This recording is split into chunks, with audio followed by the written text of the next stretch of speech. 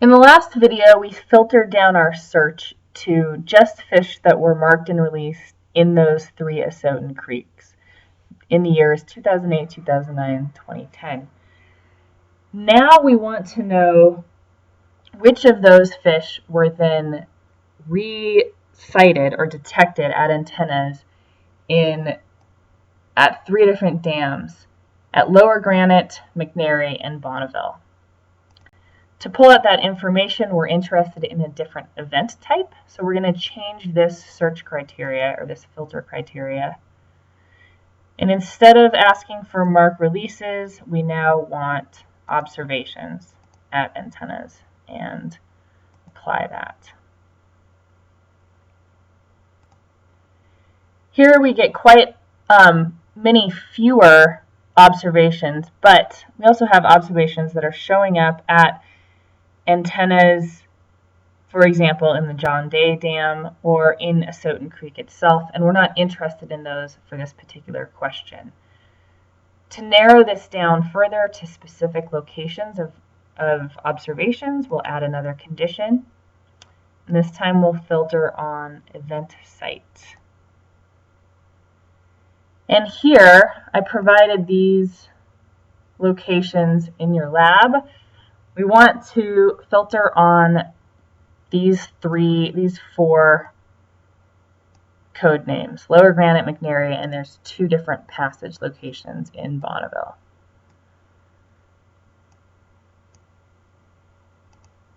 So we'll pull these 2 over from Bonneville, B2J and BCC, and then Granite Dam Juvenile and McNary Dam Juvenile. So those are the 4 locations we want to select for, and then go ahead and run that. And now we're down to 660 observations. Let's go ahead and export that data, just like we did before. Export Excel with formatting. Keep the selections and then that pops up in an Excel spreadsheet. I'm going to go ahead and just put this aside as well while we pull out our last piece of information from the PTAGIS website. For our adult spawning migration, we want to search on these codes right here. To figure out which codes I wanted to search on, it did take me a little bit of background legwork. And I've done that for you guys today, but in your final projects, you'll have to do that yourselves. So we're going to keep all of these filters the same. We're just going to change the list of event sites. So we're going to send all these back over. Those are juvenile passage locations. And this time we want Bonneville 1, Bonneville 2, and Bonneville 4. There's 2 at McNary, MC1 on the Oregon shore and MC2 on the Washington shore, and then just 1 at Granite.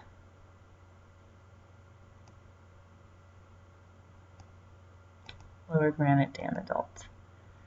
And that should be 1, 2, 3, 4, 5, 6 locations that we want to search on, and we'll apply that.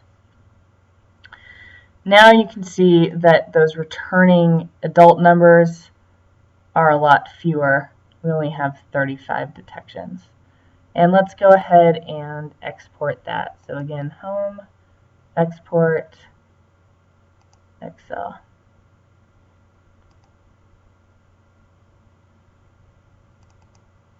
And just be careful now, because I haven't actually changed the names of any of these Excel spreadsheets. So they're all going to end up having the same name. When you save these to your computer, you'll want to name them with something that describes exactly what that data includes, what that spreadsheet includes. And for now, that's all we need from PTAGIS rather. You can use PTAGIS to go ahead and answer each of these questions individually. you could just run a series of queries to narrow down your data and extract this information just using queries. But to get better at Excel, which is really a more universal skill to have, we're gonna actually do that in Excel, and I'll do that in the next video tutorial. So that's it for this one. You can go ahead and sign out of PTAGIS for the next couple weeks until we come back to it.